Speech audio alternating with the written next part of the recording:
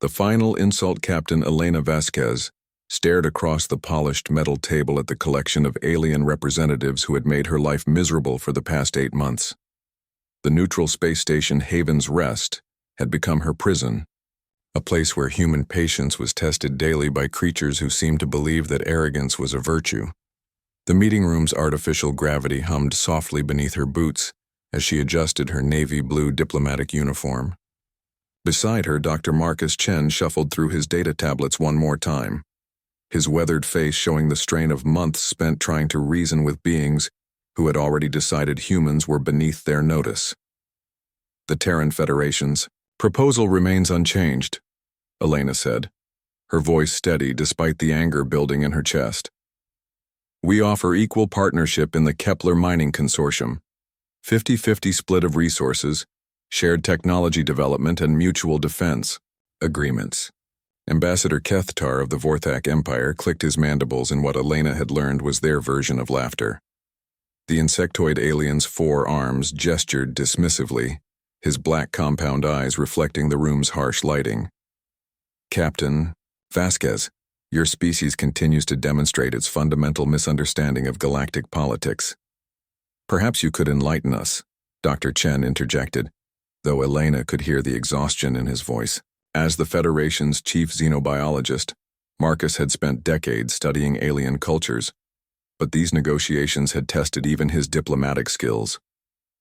Counselor Zephyrim of the Stellar Consortium pulsed with condescending energy, his crystalline form shifting through shades of blue and purple. Doctor, your people have been spacefaring for what, 200 years? The consortium has ruled these sectors for over 10,000 years. Experience matters. Elena felt her jaw tighten. Experience should teach wisdom, not arrogance. Arrogance? High Arbiter. Veltana's musical voice carried an undertone of amusement. The crystalline being's form chimed softly as she leaned forward. Captain, your people possess technology that barely qualifies as interstellar.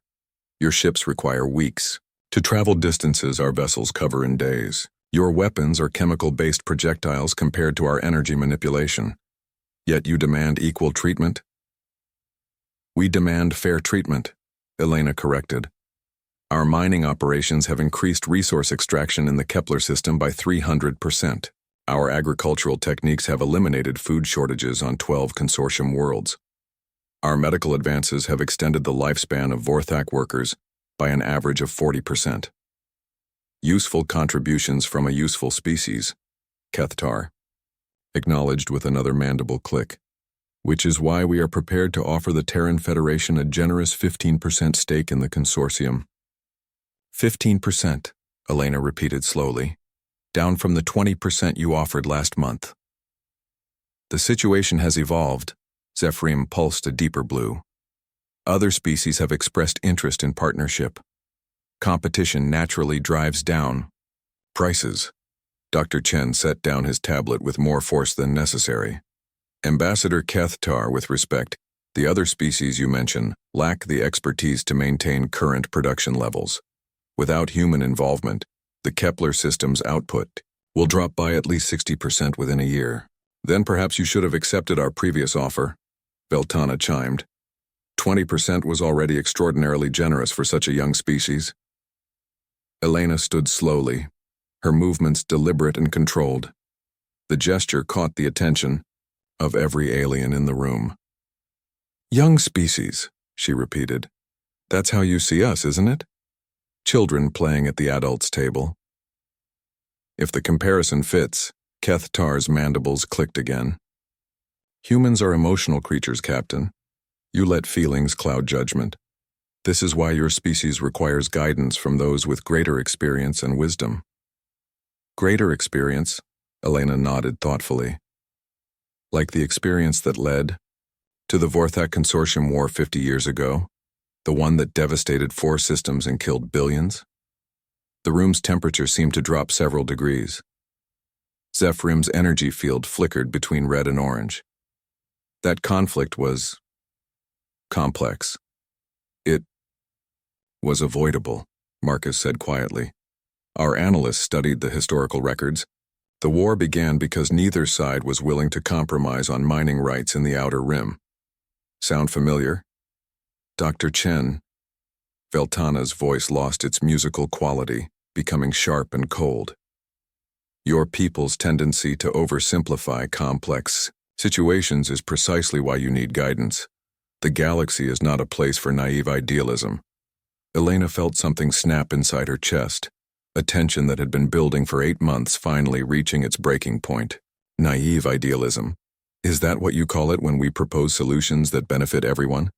When we share our technology freely instead of hoarding it? When we offer partnership instead of demanding subjugation? Partnership implies equality. Kethtar's 4 arms spread wide. Equality that has not been earned. Your ships are slow, your weapons primitive, your lifespan brief. You have contributed some useful innovations, yes, but you remain fundamentally inferior. Inferior. Elena repeated the word like she was tasting something bitter. Tell me, Ambassador, when was the last time the Vorthak Empire developed a new technology? Not traded for it, not conquered it, but actually created something new? The insectoid alien's mandibles stopped clicking. Around the table, the other representatives shifted uncomfortably. The consortium's energy manipulation techniques haven't advanced in over 1,000 years, Marcus added, his voice gaining strength. The Arbiter's crystalline matrix systems are based on technology developed 15,000 years ago. You're all living off the achievements of your ancestors while calling yourselves superior. How dare you?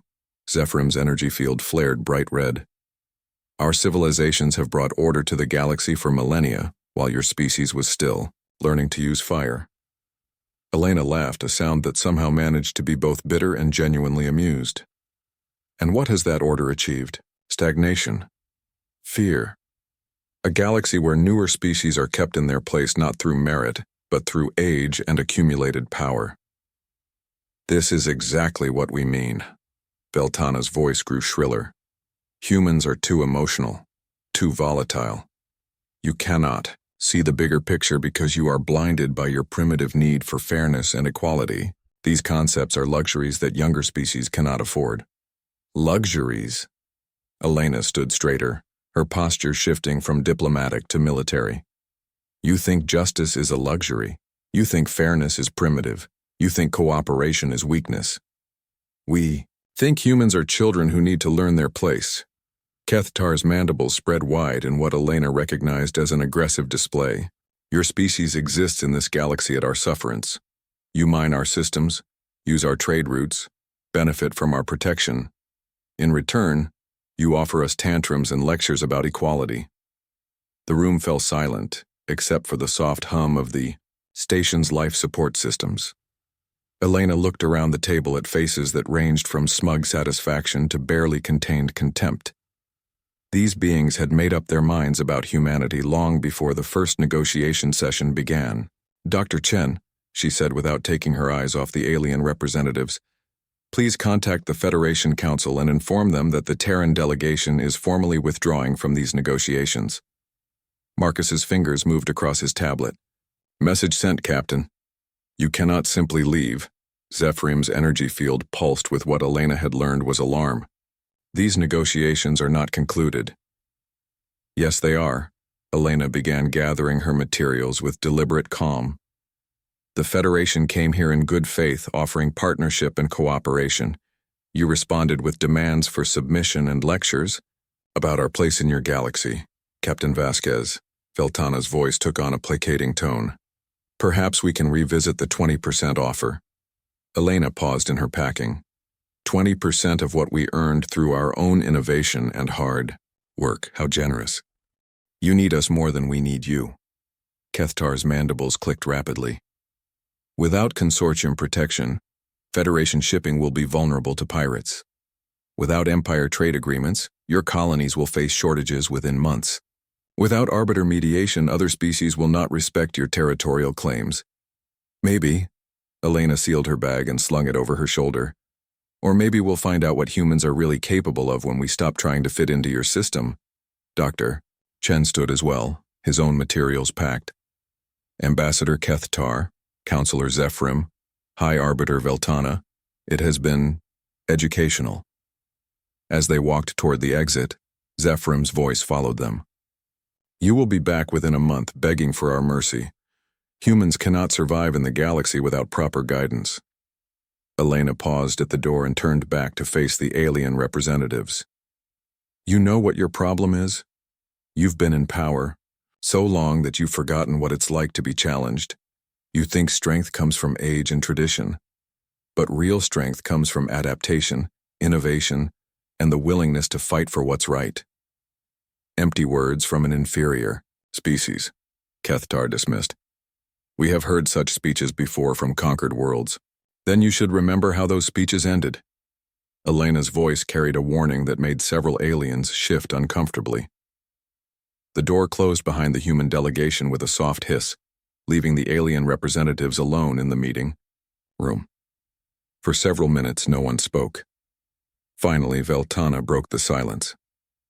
"They will return. Humans are too dependent on galactic infrastructure to survive on their own." "Of course they will." Zephram's energy field returned to its normal blue-green. "Their emotional outburst changes nothing. The reality of galactic politics remains unchanged." But Kethtar remained silent, his compound eyes staring at the door the humans had used. Something in Captain Vasquez's final words had triggered a memory, an old warning from his empire's military archives about the dangers of underestimating desperate species. On the human ship, Endurance, Elena Vasquez stood in the communications room as Dr. Chen established a secure connection to Federation headquarters on Earth. The other officers on the bridge worked quietly, but she could feel their attention focused on her conversation with the Home Office. "Admiral Torres," Elena addressed the weathered face on the screen. "Operation Dignity is in effect. The aliens have made their position clear." The Admiral nodded grimly. "How long do you estimate before they realize their mistake?" 6 weeks.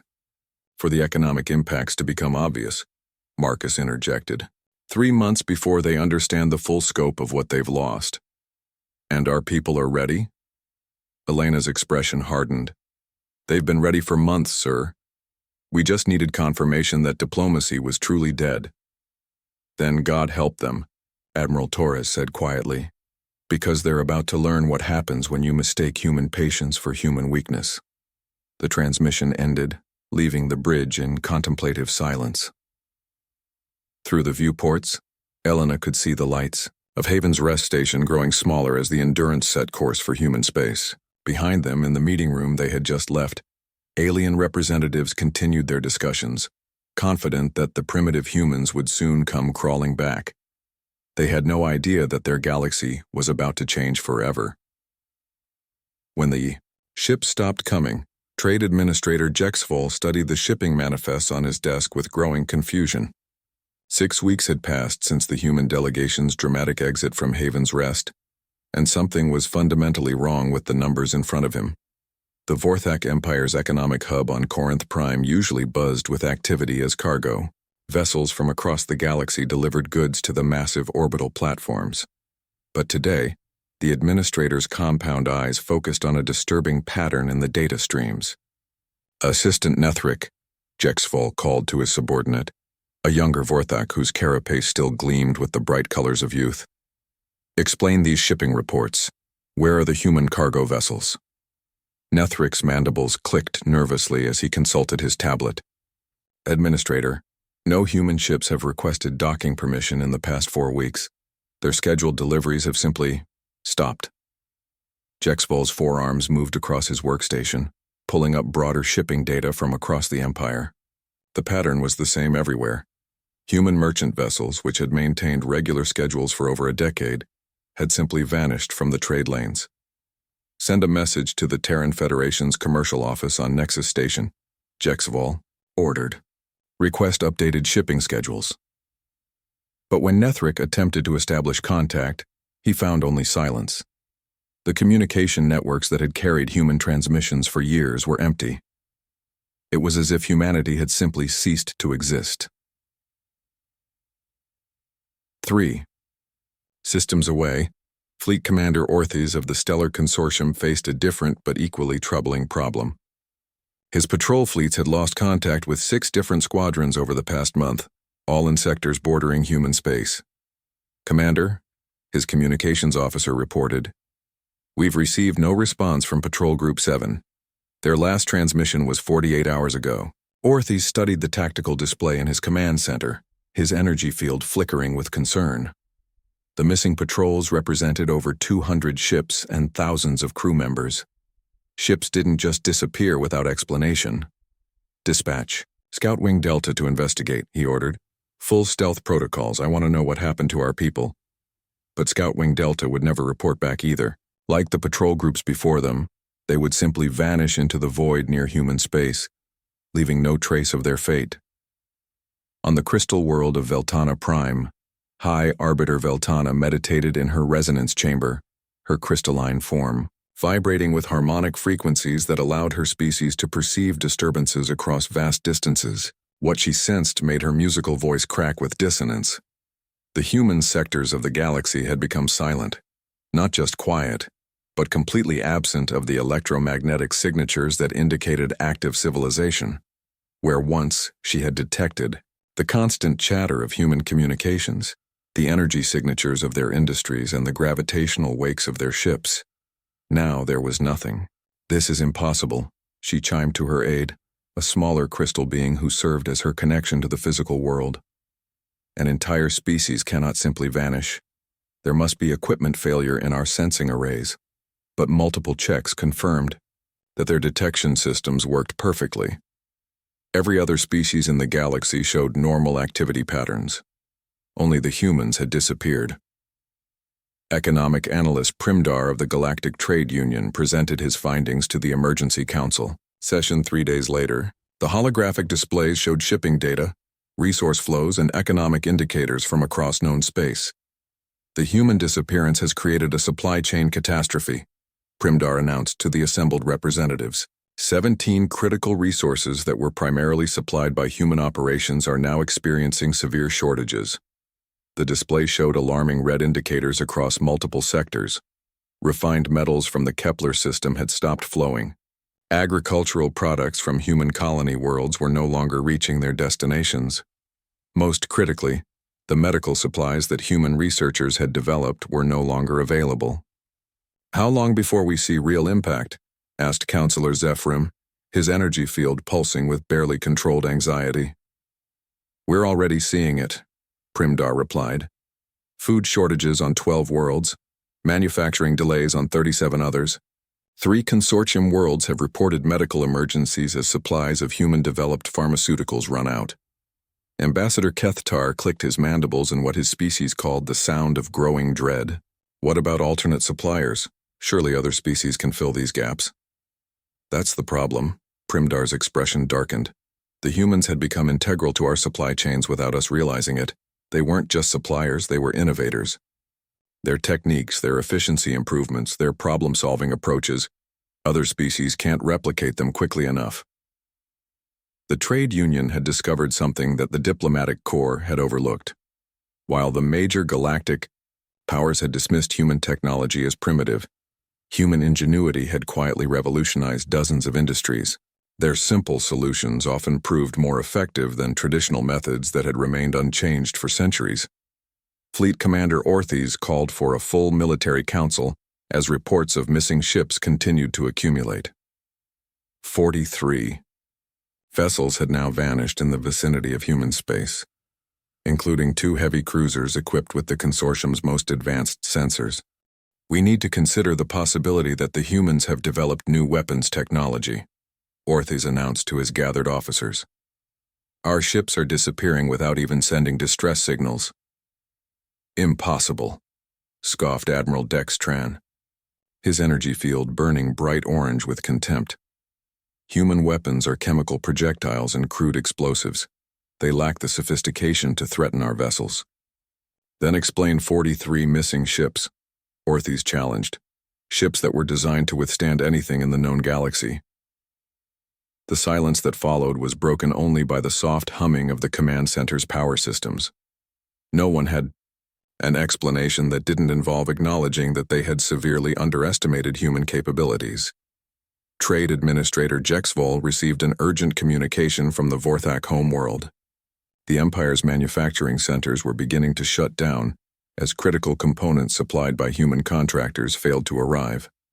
The economic impact was spreading beyond simple shortages into systematic collapse. Administrator, the transmission from Supreme Commander Grexnall was terse and demanding. You will restore human supply lines immediately. The Empire cannot afford these disruptions. But Jexvol had no more success contacting human authorities than anyone else. Every attempt to reach Federation representatives met with silence. It was as if humanity had simply decided to stop existing. The breakthrough came from an unexpected source. A small independent trader named Kixtal, whose ship specialized in long-range reconnaissance, brought disturbing news to the Galactic Trade Union. I've been to the edges of human space, Kixtal reported to an emergency assembly. Their colonies are still there, their ships are still moving, but they've established some kind of barrier. Nothing gets in or out without their permission. What kind of barrier? Demanded High Arbiter Veltana. Energy fields I've never seen before. Kixtal's expression was haunted. My ship's sensors couldn't even analyze them. When I tried to get closer, something locked onto my vessel and, gently, pushed me away. No weapons, no threats, just an irresistible force that moved my ship back to safe distance. The implications were staggering. The humans hadn't disappeared, they had withdrawn. And they had technology that could enforce that withdrawal against any attempt at contact. Counselor Zephrim's energy field flickered through rapid color changes as he processed this information. How long have they had this capability? Unknown, Primdar replied. But the coordination required to establish such barriers across multiple star systems suggests extensive preparation. This wasn't a spontaneous decision. Ambassador Kethtar felt something cold settle in his thorax. They planned this. The humans knew they were going to walk away from negotiations, and they prepared for the consequences. The realization spread through the galactic community like a virus. The species they had dismissed as primitive had outmaneuvered them completely. While the major powers had focused on extracting concessions from humanity, the humans had been quietly preparing to function without galactic civilization entirely. Economic models showed that human space contained enough resources and industrial capacity to sustain their civilization indefinitely. Their agricultural systems could feed their population. Their manufacturing could produce everything they needed. Their medical technology could maintain their health. But the reverse was not true. The galaxy needed human innovation, human efficiency, and human resources far more than humanity needed galactic approval. 3 months after the diplomatic walkout, the Vorthak Empire faced its first rebellions in centuries as colony worlds struggled with food shortages and medical supply failures. The Stellar Consortium's expansion plans ground to a halt without human-supplied materials. The Galactic Trade Union reported the worst economic crisis in recorded history, and from human space came only silence. High Arbiter Veltana stood in her resonance chamber, her crystalline form pulsing with frequencies of regret and growing fear. The humans had tried to warn them during the negotiations. Captain Vasquez had spoken of adaptation, innovation, and the willingness to fight for what was right. The galactic community had dismissed those words as the emotional outburst of an inferior species. Now they were beginning to understand that they had not been listening to weakness but to strength, the quiet confidence of a people who had already prepared for every possibility. We made a mistake. Veltana chimed softly to her aide. We thought we were negotiating with children, but we were facing equals who had simply chosen to play by our rules until they decided to stop. The question now was whether humanity would ever give them another chance to make things right, or if the galaxy would have to learn its lesson the hard way. What humans are really capable of, Admiral Sarah Kingston stood on the bridge of the UHS Determination and watched the holographic display show the positions of 15 different alien military installations across the galaxy. Each red dot represented a target that had dismissed human capabilities for too long. Today they would learn better. All fleet commanders report ready, announced Captain James Park from the Stealth Operations Center. His voice carried across the secure channels that connected human forces positioned throughout the galaxy. Operation Revelation is go. The past 3 months had given humanity time to prepare. While alien civilizations struggled with supply shortages and missing patrols, human engineers had been busy.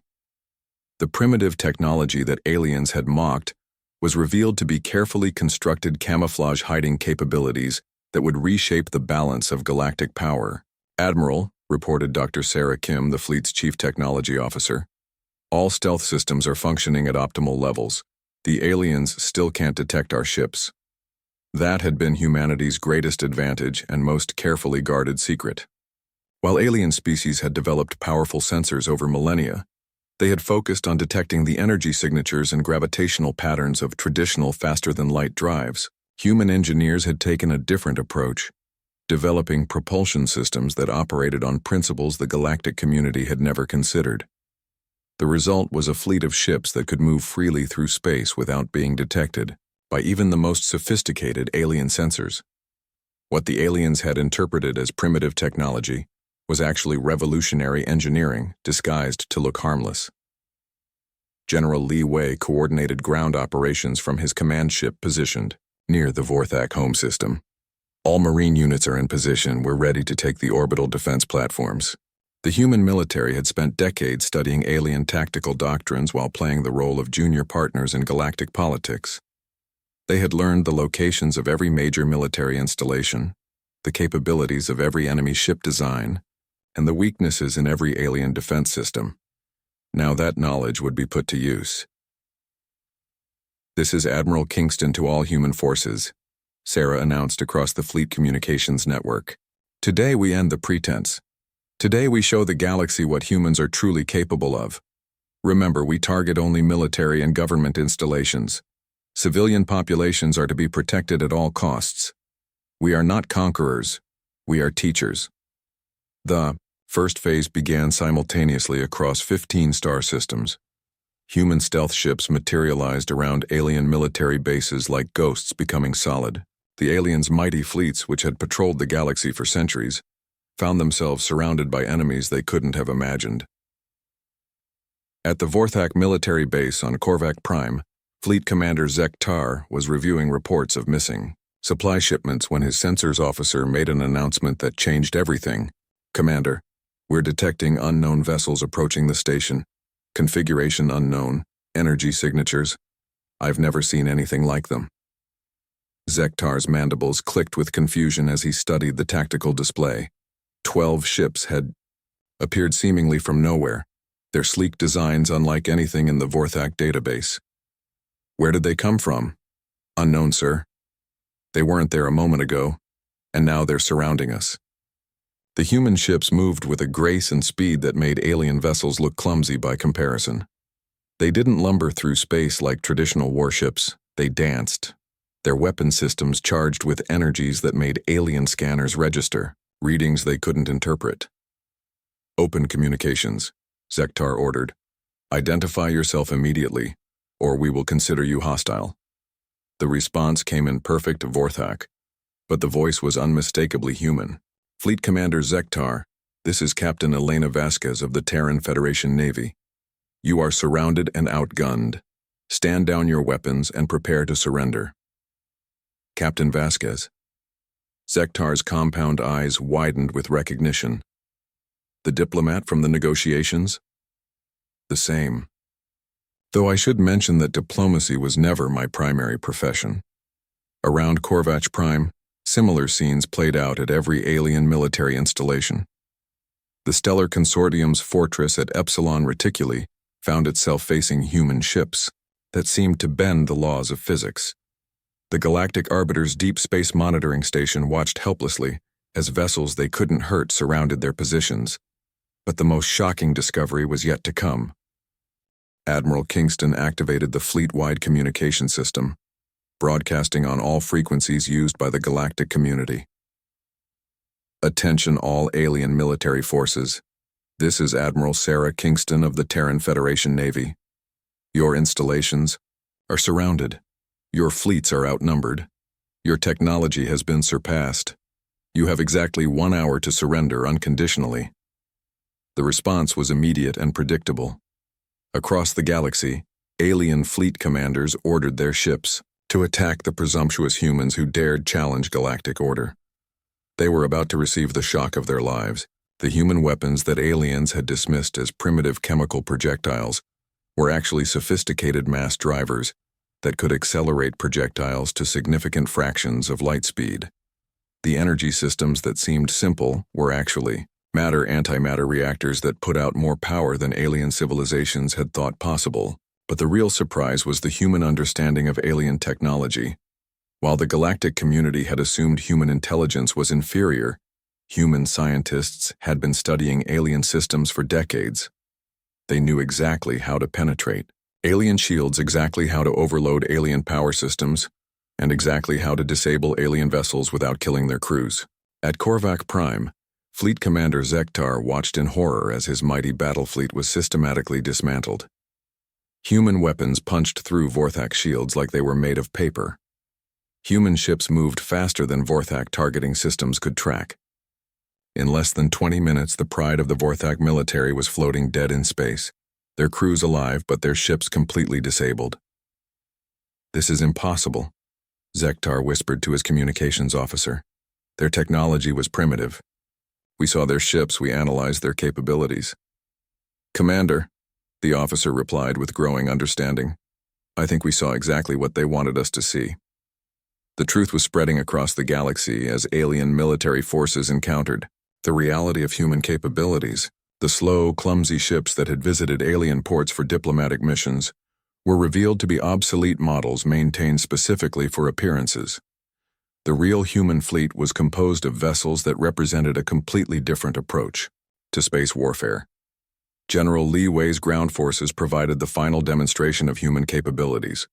While alien military doctrine relied on massive armies and overwhelming firepower, human tactics emphasized precision, speed, and efficiency. Vorthak ground installations found themselves facing soldiers who moved like shadows and struck like lightning. Human forces used advanced armor that made them nearly invulnerable to alien weapons while carrying equipment that could penetrate any alien defense. But the most devastating aspect of the human assault was its restraint. No civilian areas were targeted. No non-military personnel were harmed. The humans demonstrated that they could have destroyed their enemies completely, but chose not to. Within 72 hours, every major alien military installation in the galaxy had either surrendered or been captured. The fleets that had ruled space for millennia were scattered and broken. The governments that had dismissed humanity as inferior found themselves at the mercy of the species they had underestimated. Ambassador Kethtar stood in his command center on the Vorthak homeworld, watching the holographic displays show the complete collapse of his empire's military power. Around him, his staff worked frantically to establish communication with human forces, desperate to negotiate surrender terms before the humans decided to press their advantage. "Admiral Kingston is responding to our surrender request," reported his communications officer. The holographic image of the human admiral appeared in the center of the room. Her expression was calm but implacable, the face of someone who had planned for this moment for a very long time. "Ambassador Kethtar," Admiral Kingston said without preamble, "I believe you have something to discuss with us." "Admiral, the Vorthak Empire formally surrenders." Kethtar's mandibles clicked rapidly with nervous energy. "We request terms for ending this conflict." "Terms will be discussed, but not with military personnel," Kingston replied. "You will contact your civilian government and arrange for proper diplomatic representatives to meet with Federation negotiators. This time, the negotiations will be conducted as equals." Similar conversations were taking place across the galaxy as alien leaders came to terms with their new reality. The species they had dismissed as primitive had revealed themselves to be the most advanced military force in known space. Counselor Zephyrium transmitted his surrender from the ruins of the Stellar Consortium's primary fleet base. High Arbiter Veltana chimed surrender codes from her crystal world as human ships maintained their perfect formation around her planet. But the humans' victory demands were not what the aliens expected. When the new negotiations began a week later, the aliens found themselves facing the same human diplomatic team that had walked out of the previous talks. Captain Elena Vasquez, now revealed as Admiral Vasquez, sat across from alien representatives who had learned a very expensive lesson about underestimating humanity. "The Terran Federation's terms are simple," Elena announced to the assembled alien leaders. "First, the formation of a new Galactic Council where all species have equal representation. Second, the immediate liberation of all enslaved or oppressed populations throughout the galaxy. Third, the establishment of fair trade agreements that benefit all participants rather than just the established powers." Ambassador Keth Tar, his arrogance completely gone, clicked his mandibles nervously. "Admiral, these terms are surprisingly generous, given your military superiority. We told you during the original negotiations that humans prefer cooperation to conquest," Elena replied. "That hasn't changed. We didn't fight this war to become galactic overlords. We fought it to ensure that the galaxy operates on principles of justice and equality rather than age and accumulated power." Dr. Marcus Chen, now revealed as Dr. Marcus Chen, Director of Human Intelligence Operations, placed a data tablet in front of each alien representative. These documents contain detailed proposals for restructuring galactic civilization. You'll find provisions for economic cooperation, scientific exchange, and mutual defense agreements. Counselor Zephram's energy field flickered with confusion as he reviewed the proposals. "Admiral Vasquez, these terms actually improve conditions for our species compared to the old system. Why would you offer such generous conditions to defeated enemies?" Elena smiled, and for the first time in months it was a genuinely warm expression. "Because defeated enemies become allies when they're treated with respect. The goal isn't to replace one form of oppression with another. The goal is to build something better." High Arbiter Veltana's crystalline form chimed with harmonics of amazement. "You could demand tribute, territorial concessions, resource rights. Instead, you offer partnership. This is unprecedented in galactic history." "That's because galactic history has been written by conquerors, not liberators," Dr. Chen explained. "Humanity learned long ago that sustainable peace comes from addressing the root causes of conflict, not just winning battles." The aliens spent hours reviewing the human proposals, expecting to find hidden clauses or impossible demands. Instead, they found carefully thought-out plans for galactic reform that addressed legitimate concerns while protecting the rights of all species. Trade Administrator Jexvol studied the economic provisions with growing astonishment. These trade agreements, they would actually increase prosperity for all participants. The efficiency gains alone would boost galactic commerce by at least 40%. "That's the point," Elena replied. "The old system was built on scarcity and competition. The new system will be built on abundance and cooperation. When everyone benefits, everyone has a stake in maintaining peace." The most radical proposal was the liberation of oppressed populations throughout the galaxy. For centuries, the major powers had maintained their dominance by keeping smaller species in positions of dependency or outright slavery. The human plan called for immediate freedom and self-determination for every inhabited world. "This will cause massive upheaval," warned Fleet Commander Orthes, his energy field pulsing with concern. "Our entire economic system depends on controlled labor forces." "Then you'll build a new economic system," General Li Wei spoke for the first time since the negotiations began. "One based on voluntary cooperation and fair compensation. Humanity has extensive experience with such transitions. We're prepared to provide assistance." The aliens began to understand that the humans had been planning this transformation for years. Every aspect of galactic civilization had been studied, analyzed, and redesigned. The military victory was just the beginning of a comprehensive program to remake the galaxy according to human principles of justice and equality. Ambassador Kethtar looked up from his tablet after a long silence. "Admiral, if we agree to these terms, what guarantee do we have that humanity won't simply become the new oppressive power? Your military supremacy is now undeniable." Elena stood and walked to the large viewport that showed the stars beyond the station. The guarantee is built into the system itself. The new Galactic Council will have mechanisms to prevent any single species from accumulating too much power. That includes humanity. You would limit your own authority? Beltana chimed with disbelief.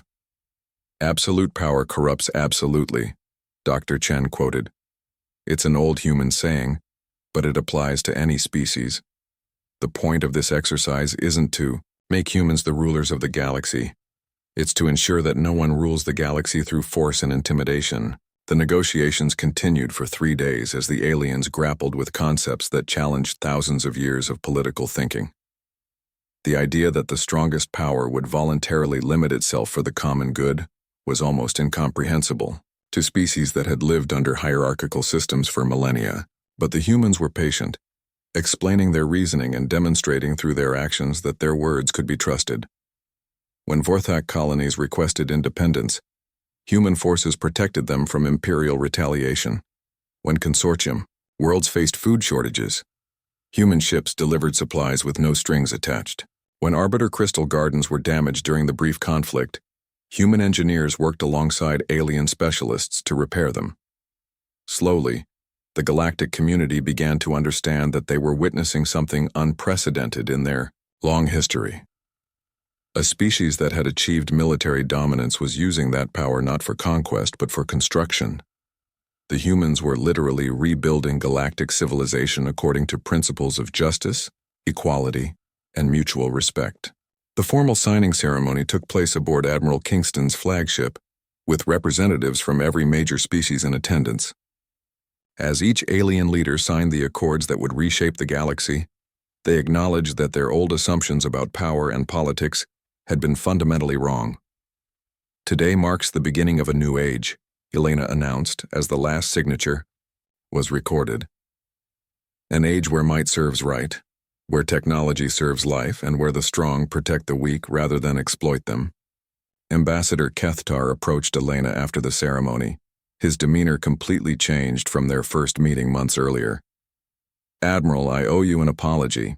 My species, we thought we understood strength. We confused cruelty with power, oppression with leadership. You have shown us what real strength looks like. Apology accepted, Elena replied. But remember, this is just the beginning. Building a better galaxy will take time, patience, and the cooperation of every species. The hard work starts now. As the alien representatives departed to begin implementing the new galactic order, Dr. Chen joined Elena at the viewport. Think it will work? He asked. Elena watched alien ships moving through space in new formations, species that had been enemies for centuries now working together under human guidance. It has to work. We've given them the tools for peace and prosperity. Whether they use them wisely depends on what they've learned from this experience. The galaxy had indeed learned. In the months that followed, the new system began to function, exactly as the humans had predicted. Trade flourished under fair agreements. Oppressed populations gained their freedom and began contributing to galactic civilization in ways that had never been possible under the old system. Scientific cooperation led to technological advances that benefited everyone. The species that had dismissed humanity as primitive newcomers now looked to human leadership, not because they were forced to, but because human methods produced better results than anything they had tried before. And in the depths of space, human patrol ships maintained their vigilant watch, ensuring that the new age of peace would be protected by those strong enough to defend it. The galaxy had learned what humans were truly capable of, and the lesson would never be forgotten. The age of human patience was over, but the age of human leadership had just begun. And for the first time in galactic history, that leadership was based on service rather than dominance, on justice rather than power, and on hope rather than fear. The galaxy would never underestimate humanity again,